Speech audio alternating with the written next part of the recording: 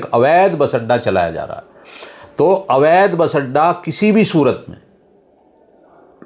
सूरत में नहीं चलना चाहिए। आज की तारीख में 150 करोड़ रुपए की देनदारी हमारे ऊपर हैं, जो कम आय होने की वजह से और इन डग्गामारी की वजह से जो है हम प्राप्त नहीं कर पा रहे हैं, और 2 महीने से तो कर्मचारियों को वेतन नहीं मिला है। तो ये जो किराया तय किया जा रहा है यात्रियों के साथ, ये गलत व्यवहार किया जा रहा है और उल्टा सीधा किराया मनमर्जी से लिया जा रहा है, ये बिल्कुल अवैध है। राज्य सरकार को इससे नुकसान है पैसेंजर टैक्स का, जो कि पार्टी कैरिज में बहुत कम है, और दूसरा नुकसान जो डीजल हमारे स्टेट से परचेज नहीं करती हैं ये गाड़ियाँ, दूसरे प्रदेश में पंजीकृत हैं और वहीं से डीजल वगैरह खरीदती हैं। रोज वेट के रूप में कहीं ना कहीं 15-25 लाख रुपए का राजस्व नुकसान, और उसके साथ ही जो पैसेंजर टैक्स है लगभग 3 करोड़ रुपए का महीने का नुकसान। अब आप समझ सकते हैं कि लगभग इन दो चीज़ों से 10 करोड़ रुपए पर महीने का इन प्राइवेट डग्गा मार जो वोल्वो बसें चल रही हैं उससे जो है राजस्व नुकसान उठाना पड़ रहा है। तो पार्टी कैरिज के परमिट पे बहुत ही कम टैक्स है। स्टेज कैरिज में चला रहे हैं पार्टी कैरिज की आड़ में, यानी कि हमारी 100 सीट में से 60 पे यात्री बैठे हैं, 40 सीट हमारी खाली चल रही हैं। वो केवल इनकी वजह से है, क्योंकि ये जब देखते हैं कि यात्री ज़्यादा हैं तो किराया बढ़ा देते हैं, और जब देखते हैं यात्री कम हैं तो जो है बहुत कम किराया परिवहन निगम से ले लेते हैं। तो रेगुलेटरी हैं हमारी परिवहन विभाग की और पुलिस की, दोनों मिली हुई हैं, और दोनों जो है इन्हें संरक्षण दिए हुए। स्टेज कैरिज की बसों में अधिकार केवल राज्य परिवहन प्राधिकरण को, जिसे STA बोलते हैं, स्टेट ट्रांसपोर्ट अथॉरिटी, वही राज्य में चलने वाली बसों का किराया तय कर सकती है। हम खुद इसमें पीड़ित हैं, और हमारे कर्मचारियों को 6-7 महीने से रिटायरमेंट के पैसे नहीं मिले हैं, और 2 महीने से हमें तनख्वाह नहीं मिली है, तो हम तो खुद पीड़ित हैं इनसे। टाइम विटनेस में आपका स्वागत है। मैं हूं इफ्तिखार अंसारी। आपने देखा होगा एक हमने खबर चलाई थी जिसमें ISBT बस स्टैंड देहरादून के आसपास, जो कि 500 मीटर की परिधि में जिस तरह से प्राइवेट वोल्वो बसों के बस स्टैंड खुल चुके हैं, उसी को लेकर के हमने एक खबर चलाई थी और आपने देखा था, और हमने संबंधित विभाग के अधिकारियों से भी बातचीत की थी और वो भी आपने सुना। इसी क्रम में हम आज फिर ISBT बस स्टैंड देहरादून में पहुंचे हैं, जहां पर हमारे साथ रहेंगे उत्तरांचल रोडवेज कर्मचारी यूनियन के महामंत्री अशोक चौधरी, जो कि इस मामले को काफ़ी गंभीरता से देखा जा रहा है। वो ये वजह है क्योंकि जहां एक तरफ विभाग इसको सही ठहराने की कोशिश कर रहा है, जो कि ये वोल्वो बसें हैं जो कि ISBT के लगभग 500 मीटर की परिधि में संचालित हो रही हैं, और जगह जगह कई बस स्टैंड खुल चुके हैं। तो इसी क्रम में अशोक चौधरी, जो कि उत्तरांचल रोडवेज कर्मचारी यूनियन के महामंत्री हैं, उनसे हमने बात करने की कोशिश की, और आज हम उनसे आपसे मिलवाएंगे और जानेंगे कि इसमें कितनी सच्चाई है, क्या ये वैध हैं, क्या क्या इससे सरकार को नुकसान है, राजस्व नुकसान क्या है, राज्य सरकार को, परिवहन निगम को कितना नुकसान है। इस तमाम सवालों के साथ हम उनसे जानने की कोशिश करेंगे। चलिए हम सीधे उनसे बात करते हैं और आपको सुनवाते हैं ये बात। तो साहब नमस्कार। नमस्कार जी। तो साहब, आपने देखा होगा कि हमने पिछली बार जिस तरह से अधिकारियों से बातचीत की इस बारे में, क्योंकि जो वोल्वो बसों के जो स्टैंड हैं, जो ISBT जो हमारा देहरादून है, इसके लगभग 500 मीटर की परिधि में एक वोल्वो बसों के स्टैंड जगह जगह खुले हुए हैं, जो कि प्राइवेट ओनर्स के द्वारा संचालित हो रहे हैं। इससे हम ये जानना चाहते हैं कि इनको जो परमिट मिला हुआ है वो स्टेज कैरिज में है या पार्टी या कॉन्ट्रैक्ट कैरिज में है, इसके बारे में पहले हमें स्पष्ट करें। देखिए, जो प्राइवेट बस ऑपरेटर हैं वो परिवहन विभाग से और पुलिस से मिलके और सरकार को और परिवहन निगम को राजस्व का चूना लगा रहे हैं। लगातार जो केंद्र सरकार का हमारी संसद के द्वारा परमिट के संबंध में कानून है, उसका उल्लंघन किया जा रहा है, क्योंकि जो रेगुलेटरी है वो इनसे मिली हुई है। हमारे प्रदेश की अगर बात करें तो करीब 800 बसें पूरे प्रदेश से देश के अन्य राज्यों को चल रही हैं, जो कि बिल्कुल अवैध हैं। उनके पास सबके कॉन्ट्रैक्ट कैरिज का परमिट है, जिसे हम पार्टी कैरिज का परमिट बोलते हैं। स्टेज कैरिज में उन्हें चलाया जा रहा है। स्टेज कैरिज में जो टैक्स है वो ज़्यादा है और उसके जो नियम हैं वो सख्त हैं। तो उसकी स्टेज कैरिज में बस चलाने के लिए पार्टी कैरिज के परमिट का अवैध इस्तेमाल करके जो है बसों को चलाया जा रहा है। और अगर नुकसान की बात करूं तो राज्य सरकार को इससे नुकसान है पैसेंजर टैक्स का, जो कि पार्टी कैरिज में बहुत कम है, और दूसरा नुकसान जो डीजल हमारे स्टेट से परचेज नहीं करती हैं ये गाड़ियाँ, दूसरे प्रदेश में पंजीकृत हैं और वहीं से डीजल वगैरह खरीदती हैं। तो अगर परिवहन निगम की मैं तुलना करूं राज्य सरकार के टैक्स से, तो हमारी करीब 500 बसें मैदानी मार्गों में चलती हैं रोज़, और हम 2 करोड़ रुपए पैसेंजर टैक्स के तौर पे हर महीने देते हैं, और करीब करीब 15-16 लाख रुपए हम वैट के तौर पे डीजल को स्टेट को देते हैं। केंद्र का अलग है, ये केवल मैं बता रहा हूँ आपको, जो हम केवल डीजल परचेज में वो देते हैं। मतलब यानी कि जो परिवहन निगम है वो कहीं ना कहीं सरकार को लगभग 2 करोड़ रुपए पैसेंजर टैक्स के रूप में आप बता रहे हैं दे रहे हैं, और जो कि वेट के रूप में, जो कि वो वेट का किस रूप में देते हैं? क्या डीजल के रूप में, कि जो डीजल यहाँ से भराया जाता है वो, उससे जो आप बता रहे हैं कि लगभग 15-16 लाख रुपए पर डे की वेट सरकार को जो है, राज्य सरकार को कहीं ना कहीं मिलता है राज्य से उसको। तो अब आती है सवाल ये कि ये तो हो गया यहाँ से परिवहन निगम की ओर से, लेकिन जब ये जो कॉन्ट्रैक्ट बेस जो बसें चल रही हैं यहाँ पर कैरिज में चल रही है, इसको कैरिज में कन्वर्ट कर दिया गया है, तो इससे क्या लाभ सरकार को हो रहा है या निगम को हो रहा है, इसके बारे में थोड़ा सा जानने की। देखिए, ये सीधा जो है राज्य सरकारों को सीधा नुकसान है और परिवहन निगम को सीधा नुकसान है, क्योंकि ये ना तो पैसेंजर टैक्स दे रही हैं प्रॉपर। परिवहन निगम की तुलनात्मक अगर इनकी टैक्स जमा करने की स्थिति जांच की जाएगी तो बहुत कम टैक्स ये, क्योंकि पार्टी कैरिज के परमिट पे बहुत ही कम टैक्स है, तो ये स्टेज कैरिज में चला रहे हैं पार्टी कैरिज की आड़ में। दूसरा जो डीजल है जिस पे करीब करीब 20 रुपये लीटर के करीब स्टेट का टैक्स है, वैट है। अच्छा, वो हम जो है करीब 80,000 लीटर डेली पर परिवहन निगम खरीदती है। यानी कि परिवहन निगम 80,000 लीटर डीजल का कंजप्शन है, मतलब जी सभी हमारी रोज़ की खपत 80,000 लीटर के आसपास है। जो उस पर जो स्टेट का टैक्स है वो करीब करीब 15 लाख से 17 लाख रुपए वो हम देते हैं।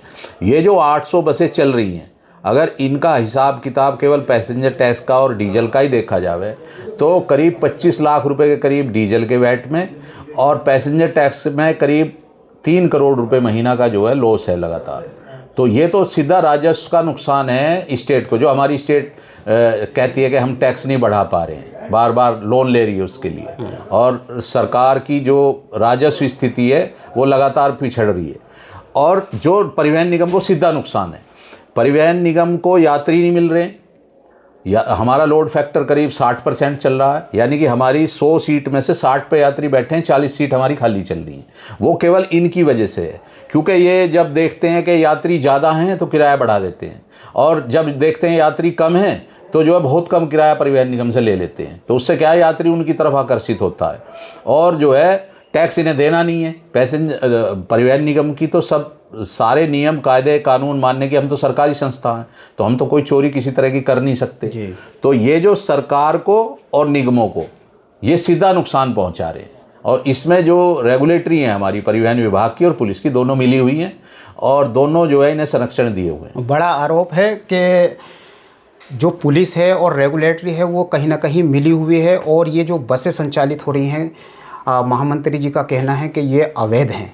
अच्छा, एक चीज़ और आपने जिक्र किया कि कहीं ना कहीं जब पैसेंजर्स कम होते हैं तो ये कम किराया लेते हैं, और ज़्यादा होते हैं तो ये अपनी मनमानी से चाहे जितना पैसा वसूलते हैं। तो कहीं ना कहीं जहाँ ये किराए की बात आती है तो निगम में क्या फ़िक्स किराया होता है कि इसमें घटाया या बढ़ाया जा सकता है? जैसे कि ये प्राइवेट वोल्वो बसें वाले अपनी मनमानी से कितना भी पैसा घटा लेते हैं, बढ़ा लेते हैं, यानी कि समय अनुसार। तो ये जो किराए की जो दर होती है वो कौन तय करता है और किस तरह से निगम में तय होती है? और अगर ये लोग कर रहे हैं तो ये कितना गलत है इनके लिए, जो प्राइवेट वोल्वो बसें वाले करते हैं? क्या इनके ऊपर भी कोई ऐसी कोई रेगुलेटरी है या कोई ऐसे कोई कानून है कि जो ये अपनी मर्ज़ी से घटा बढ़ा सकते हैं, या फिर ये खुद स्वघोषित तौर पे अपना प्राइस जो उसका किराया है बढ़ाते हैं या घटाते हैं? देखिए, जो हमारा परिवहन सिस्टम है और उसमें जो केंद्र सरकार का कानून है जो सभी राज्यों को मानना है, उसमें किराया तय करने का स्टेज कैरिज की बसों में अधिकार केवल राज्य परिवहन प्राधिकरण को, जिसे एसटीए बोलते हैं, स्टेट ट्रांसपोर्ट अथॉरिटी, वही राज्य में चलने वाली बसों का किराया तय कर सकती है। उसके अलावा कोई ना किराया ज़्यादा ले सकता है ना कम ले सकता है। तो क्योंकि ये बसें अवैध हैं तो रेगुलेटरी इन पे जांच नहीं करती है, इसीलिए अपनी मनमर्जी से किराया तय करते हैं। जब यात्री कम होते हैं घटा देते हैं, जब यात्री ज़्यादा होते हैं मनमाना। मैंने तो ऑनलाइन इनका चेक किया तो दिवाली पे इन्होंने देहरादून से दिल्ली, जो कि करीब 250 किलोमीटर है, इन्होंने 5,500 रुपये तक जो है किराया लिया है ना। तो ये बिल्कुल स्पष्ट है कि हमारे परिवहन सिस्टम में किराया एसटीए के अलावा कोई तय नहीं कर सकता। हमारा सरकारी उपक्रम है, लेकिन हम भी ना 1 रुपया बिना एसटीए की अनुमति से बढ़ा सकते हैं ना घटा सकते हैं। तो ये जो किराया तय किया जा रहा है यात्रियों के साथ, ये गलत व्यवहार किया जा रहा है और उल्टा सीधा किराया मनमर्जी से लिया जा रहा है, ये बिल्कुल अवैध है। चौधरी साहब, हमने कई बार सुना है और हम अक्सर खबरों में ये भी देखते हैं कि परिवहन विभाग राजस्व घाटे से गुजर रहा है। हमेशा इसी बात का रोना रहता है कि घाटे से गुजर रहा है। और ये भी हमने अधिकारी भी हमने पिछले दिनों हमारे जो ट्रांसपोर्ट मिनिस्टर हैं प्रदीप बत्रा जी, उन्होंने भी कहीं ना कहीं इस बात का जिक्र किया था कि हम कोशिश कर रहे हैं कि डेप्रिएशन से सरप्लस में लाने के लिए विभाग को। अब बात आती है कि जिस तरह से ये राजस्व का नुकसान हो रहा है, तो ये आसपास से 800 से ज़्यादा बसें चल रही हैं। अगर ये बसें यहाँ अवैध रूप से ना चलें तो ये जो डेप्रिएशन से सरप्लस में विभाग आ सकता है, और इसको किस तरह से आगे जो है इसको जो नुकसान से प्लस में ला सकते हैं। और जिस तरह से आपने कहा कि जैसे डीजल के लिए लगभग डेली का 25 लाख रुपए का वेट टैक्स जो राज्य सरकार को निगम देता है, ये कहीं ना कहीं प्राइवेट वोल्वो बसें हैं, ये इनके चलने से मुझे नहीं लगता कि ये शायद यहाँ से बस बढ़ाते, क्योंकि इनकी जो रजिस्ट्रेशन है वो कहीं अलग अलग राज्य की है, कोई बिहार है, कोई मध्य प्रदेश है, कोई हरियाणा, कहीं दूसरे जगह से है। तो इनके चलने से और इनके ना चलने से क्या नुकसान की भरपाई हो सकती है, इसके बारे में आप बताएं। और ये महीने का अगर हम कैलकुलेशन गणना करें तो ये कितनी नुकसान है इसके चलने से? देखिए, अगर परिवहन निगम से तुलना की जाए तो अगर हमारी मैदानी मार्गों पर 500 बसें इस टाइम चल रही हैं जी, और ये लगभग 800 बसें जो है अवैध रूप से चल रही हैं, तो अगर इसमें ही तुलना करें तो करीब 3 करोड़ रुपए का परिवहन का जो पैसेंजर टैक्स है वो, और जो करीब 25 लाख रुपए का डीजल का, ये तो प्रत्यक्ष है जी। और इससे जो यात्री ले जा रहे हैं, जितना यात्री हम जो है करीब 1 करोड़ रुपए आय हमारी केवल मैदानी मार्गों से है जी। तो 1 करोड़ रुपए अगर ये 800 बसें ना चलें तो हमारी आय जो है कम से कम 2.5 करोड़ रुपए हो जाएगी मैदानी मार्गों से। उसकी जगह परिवहन निगम की बसें चलेंगी, वो डीजल स्टेट से खरीद देंगी और वो पैसेंजर टैक्स देंगी बदले में। अगर हमारी बस नहीं भी चलेंगी, मान लिया उत्तराखंड ट्रांसपोर्ट कॉर्पोरेशन की नहीं चलेंगी, यूपी रोडवेज की चलेंगी, तो वो भी हमें पैसेंजर टैक्स देंगी। डीजल का वैट ना दे लेकिन पैसेंजर टैक्स तो देंगी, क्योंकि परस्पर हम जब दूसरे राज्यों में चलते हैं तो आपस में टैक्स देते हैं। अब जैसे हम यूपी को भी करीब 2.5 करोड़ रुपए हर महीने पैसेंजर टैक्स देते हैं और यूपी भी हमारे यहाँ करीब 3 करोड़ रुपए हर महीने पैसेंजर टैक्स देती है। तो ये बसें ऐसी हैं, अगर नहीं चलेंगी तो सरकार को सीधे राजस्व का लाभ होगा, लेकिन ये पैसा जो है, जो डग्गा मारी बोलते हैं जिसे हम, जो अवैध बसें चल रही हैं, ये सीधा राजस्व का नुकसान हो रहा है और इसी वजह से परिवहन निगम लॉस में है। आज की तारीख में 150 करोड़ रुपए की देनदारी हमारे ऊपर हैं, जो कम आय होने की वजह से और इन डग्गा मारी की वजह से जो है हम प्राप्त नहीं कर पा रहे हैं। और 2 महीने से तो कर्मचारियों को वेतन नहीं मिला है, तो हमारी वित्तीय स्थिति केवल डग्गा मारी की वजह से ख़राब है। ये बहुत बड़ा कारक है हमारे वित्तीय हानि का। जी, बताया कि बहुत बड़ा लॉस, नुकसान इनके चलने से निगम को हो रहा है, जिसमें कर्मचारियों की तनख्वाह तक भी नहीं जा रही है। ये बड़ा गंभीर विषय है। दूसरी बात, अच्छा, एक आसपास जो बस स्टैंड खुले हैं चौधरी साहब, तो इनका क्या बायलॉज है? ये क्या नियम के और मानक के अनुसार यहाँ पे चल रहे हैं? क्योंकि जब बस स्टैंड एक बनता है तो उसमें काफ़ी सारी चीज़ों का rules and regulations, terms and conditions होती हैं। अब ये प्राइवेट सेक्टर के कुछ भी पर्सनल लोगों की ज़मीनों पे रेंट पे लिया गया है और उसको वहाँ से संचालित किया जा रहा है, तो ये भी कहीं ना कहीं एक कमर्शियल एक्टिविटी यहाँ पर अवैध रूप से मानी जाएगी। ये गलत है। देखिए, जो हमारी नगर निगम, नगर पालिका हैं या विकास प्राधिकरण है, उनके सबके मास्टर प्लान हैं या एक हमारा केंद्र का और राज्यों का एक बायलॉज है, उसमें एक सिस्टम है बस अड्डा पास कराने के लिए। कहीं बस अड्डा या कोई भी कमर्शियल एक्टिविटी होगी, आप अपने घर में एक छोटी सी कमर्शियल एक्टिविटी भी नहीं कर सकते। तो ये तो बिल्कुल प्योर कमर्शियल एक्टिविटी, प्लॉट खाली हैं, उनमें ना कुछ पास कराया, ना नगर निगम से कराया, ना नगर पालिका से कराया, ना किसी विकास प्राधिकरण से, और एक अवैध बस अड्डा चलाया जा रहा है। तो अवैध बस अड्डा किसी भी सूरत में नहीं चलना चाहिए। और क्योंकि जो सब लोग मिले हुए हैं, जो नगर निगम के लोग हैं, चाहे विकास प्राधिकरण के लोग हैं, किसी शहर में नगर पालिका है, हर शहर में अगर बस अड्डा चल रहा है तो किसी ने भी कोई बस अड्डा पास नहीं कराया, ये मेरी जानकारी में ना बस अड्डा पास कराया, केवल अवैध रूप से उसे चलाया जा रहा है और उससे भी नुकसान हो रहा है। अगर कोई बस अड्डा, पहली बात तो बायलॉज के हिसाब से जल्दी से बस अड्डा प्राइवेट पास होता नहीं है, वो सरकार ही सारे बस अड्डे अपने बायलॉज से बनाती है और उसे चलाती है। लेकिन अगर कोई प्राइवेट बस अड्डा बनेगा भी और पास भी होगा तो उसके बहुत सारे नियम हैं जो यात्रियों के भी हित में है और राज्य के भी हित में है। तो अगर बस अड्डे अवैध चलाए जा रहे हैं प्रदेश में तो उससे यात्रियों का भी हानि है और सरकार को भी सीधी हानि है, और ये सारे बस अड्डे घोषित रूप से बिल्कुल अवैध हैं। सीधा सीधा आरोप है कि पुलिस प्रशासन से लेकर के नगर निगम, एमडीडी प्राधिकरण सब इसमें जो है आंखें मूंदे हुए हैं, और जिस तरह से ये प्राइवेट रूप से बसें चल रही हैं और जो कमर्शियल एक्टिविटी यहाँ पे बस स्टैंड के रूप में हो रही है, ये कहीं ना कहीं उनका कहना है कि सरासर अवैध हैं, जिनको तुरंत जो है एक्शन लिया जाना चाहिए, ऐसी भी वो मांग कर रहे हैं। अच्छा, एक बात और है चौधरी साहब, आगे आप इसके लिए क्या आपकी मुख्य मांगे हैं? एक यूनियन इसमें क्या चाहती है, और सरकार जो इस तरह की चीज़ों पे आंखें मूंदे हुए है कहीं ना कहीं आप विभाग, तो इसमें आपकी मुख्य मांगे क्या हैं, क्या आप चाहते हैं, और यूनियन आगे की क्या उसकी प्रक्रिया है? देखिए, हमने एक राजाज्ञा हुई है 13 फरवरी को केंद्र सरकार से, और उसमें जो ये अवैध बसें पार्टी कैरिज की, स्टेज कैरिज के रूप में चल रही हैं, उसमें केंद्र सरकार ने बिल्कुल स्पष्ट किया है।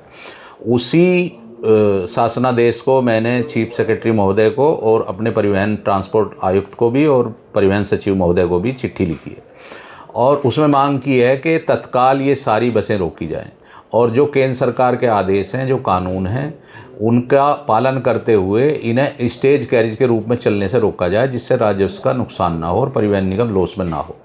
अगर ये मांग हमारी पूरी नहीं होती है, मुझे करीब 20 दिन हो गए चिट्ठी लिखे हुए, तो हम इसमें लीगल राय लेके और या तो यूनियन की मीटिंग में तय करेंगे कि वो ये आंदोलन करेंगे इनके खिलाफ, या हम इसमें न्यायालय में जाने के लिए भी विवश होंगे। अगर सरकार हमारी बात नहीं सुनेगी और रेगुलेटरी जो है इस तरह से इन्हें बढ़ावा देंगी, तो क्योंकि हम खुद इसमें पीड़ित हैं और हमारे कर्मचारियों को 6-7 महीने से रिटायरमेंट के पैसे नहीं मिले हैं और 2 महीने से हमें तनख्वाह नहीं मिली है, तो हम तो खुद पीड़ित हैं इनसे, तो हम इसमें कुछ ना कुछ ठोस कदम जरूर उठाएंगे। सीधा सीधा कहना है कि आंदोलन के लिए और जहां तक भी जाना होगा वहां तक जाएंगे और इस लड़ाई को लड़ेंगे। और जैसे कि आपने पूरा इंटरव्यू सुना और उनकी पूरी बात सुनी, जिस तरह से उनका कहना है कि रोज़ वेट के रूप में कहीं ना कहीं 15-25 लाख रुपए का राजस्व नुकसान, और उसके साथ ही जो पैसेंजर टैक्स है लगभग 3 करोड़ रुपए का महीने का नुकसान। अब आप समझ सकते हैं कि लगभग इन दो चीज़ों से 10 करोड़ रुपए पर महीने का इन प्राइवेट डग्गा मार जो वोल्वो बसें चल रही हैं उससे जो है राजस्व नुकसान उठाना पड़ रहा है। और कहीं ना कहीं उनका आरोप ये भी है कि अधिकारी, जितने भी विभाग के सीनियर उच्च अधिकारी हैं, वो आंखें मूंदे हुए हैं और वो अभी भी इसको, इन बसों को चलने को वैध मान रहे हैं, वो सही मान रहे हैं कहीं ना कहीं। और यह जहां उत्तरांचल रोडवेज कर्मचारी यूनियन के महामंत्री अशोक चौधरी का कहना है कि ये सरासर गलत है, अवैध है, जिसमें पुलिस प्रशासन, प्राधिकरण, नगर निगम की टीमें जो अवैध तरीके से जो बस स्टैंड यहाँ पे बनाए हुए हैं वो गलत है। और उनका ये भी कहना है कि अगर हमारी ये मुख्य मांगें अगर पूरी नहीं होती हैं तो उनको आंदोलन के लिए विवश होना पड़ेगा।